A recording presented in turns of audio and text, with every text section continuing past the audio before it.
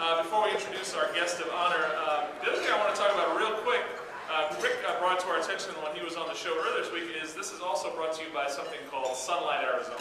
I just want to mention it real quick because when we talk about informing, empowering, advocating, and influence, and talking about transparency and accountability, geez, that sounds like a radio show of a bunch of people, whether it's us or John. This is what we're looking for. That sunlight, disinfectant, is great. As we know, when the sunlight hits, all the rats run to the corners, but I didn't say that. So, again, this is a great inform, empower, advocate, influence. I tell you, this is something, having that organized, that has this organization's job is to go do that, is to just kind of bring about something that's a real, an organized effort to bring about that transparency and accountability is something Pima County has been missing as part of the piece of the puzzle to fix it. So I'm really happy you guys are doing that. So thank you again for Sunlight Arizona. It is my pleasure to introduce S.E. Cupp. S.E. has a best-selling book, which you find on your tables, Losing Our Religion, the Liberal Media's Attack on Christianity. She will be speaking on some of the points regarding the book and the whole role between religion and how we approach it in our country. She's a regular guest host commentator on major shows like 4Tucson. That's true.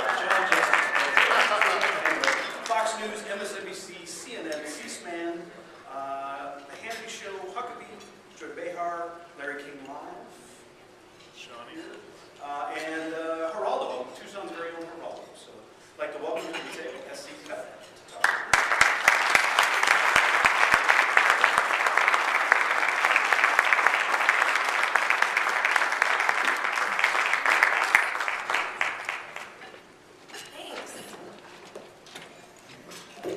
Great to be here. Thanks for the weather. You didn't have to, but I appreciate it.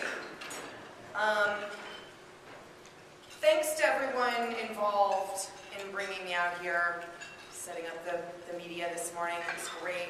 Really having a great time. If you don't know, I have family in Arizona and I spent some of my childhood here, so it's always a treat for me to come home, essentially. And I want to thank you for having me. Really honored to be here.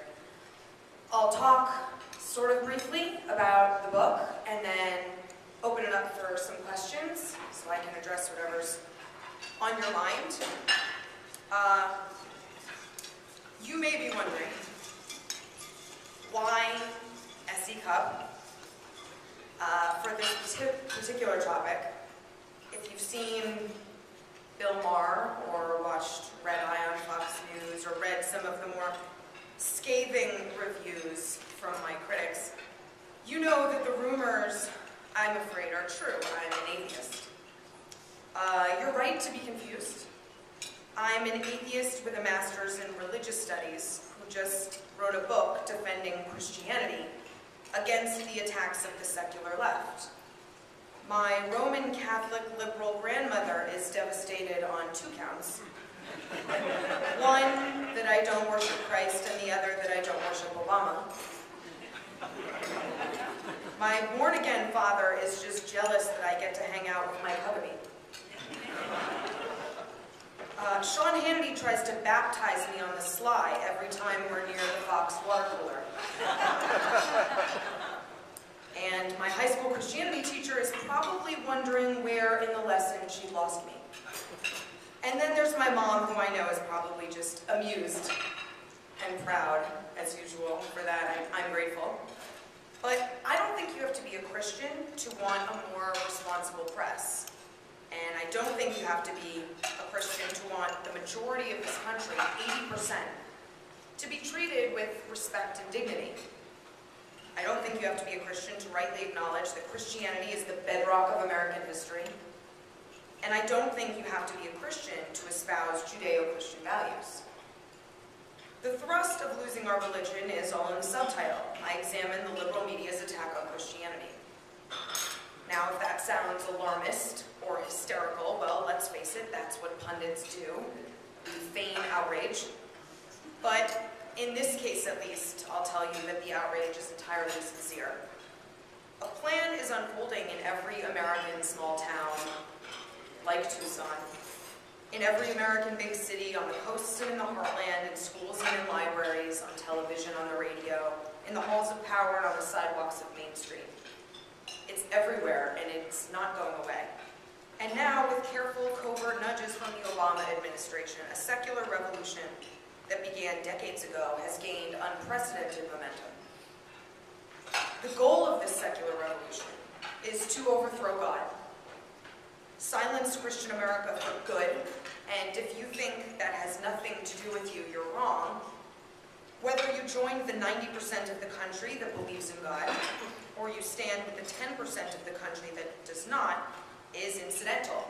Because no matter what you believe, or how fervently you believe it, this particular war on God is a war against all Americans, religious, atheist, and secular, and not because of whom it targets, but because of who is behind it. They're the people you see and hear every day. You people, I'm talking to you. They're the people you trust, they're the people you rely on to tell you what to wear, what to buy, what to drive, what to watch, what to listen to, what to read, where to live, where to visit, where to eat, who to like, who to hate, who to help, when to go outside, when to stay indoors, when to shop, when to save, what to think, and what to believe. They're the media. The people you trust to be fair and accurate, objective and insightful, the so-called watchdogs of the state and protectors of truth. The very people that are out to shame, mock, subvert, pervert, corrupt, debase, and extinguish your beliefs, the beliefs of the vast majority of Americans, and the values upon which this country was founded. They're doing the one thing they're never supposed to do. They're taking sides. For the great majority, this is problematic enough. But even for the minority, non-Christians and non-believers, this means that their guardians of truth are being dishonest, wholly subjective, and frankly un-American. Targeting faith is targeting democracy, and that's something that should make every American deeply concerned for the future. Whoever said that the revolution would not be televised was wrong. It's not just on television, but it's on the radio, on the internet, in magazines, newspapers, on the wires. It's being blasted over the airwaves, splashed across the front pages of every newspaper, and it's being screamed about online. The revolution to overthrow Christian America, to marginalize it to the fringes, and to force it to the far corners of the earth, is being led by reporters, writers, commentators, pundits, columnists, editors, producers, critics, and publishers all over the country. People who are laughably and totally inaccurately still referred to as the mainstream media.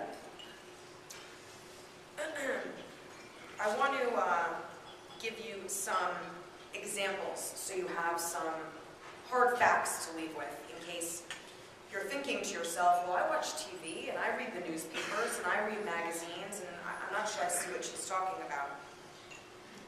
1. Chris Matthews, while discussing Sarah Palin in 2008, said that her acknowledgement that she prays on big decisions wasn't normal. He said, why does everything from this group sound like the 700 Club? So for Matthews, praying, something that 90% of the country does probably at least once a day, isn't normal. His MSNBC colleague Rachel Maddow echoed the sentiment before, calling the National Day of Prayer awkward and an assault on her freedom of religion, as if the prayer police came to her house that day and forced her to pray the rosary at the barrel of a gun.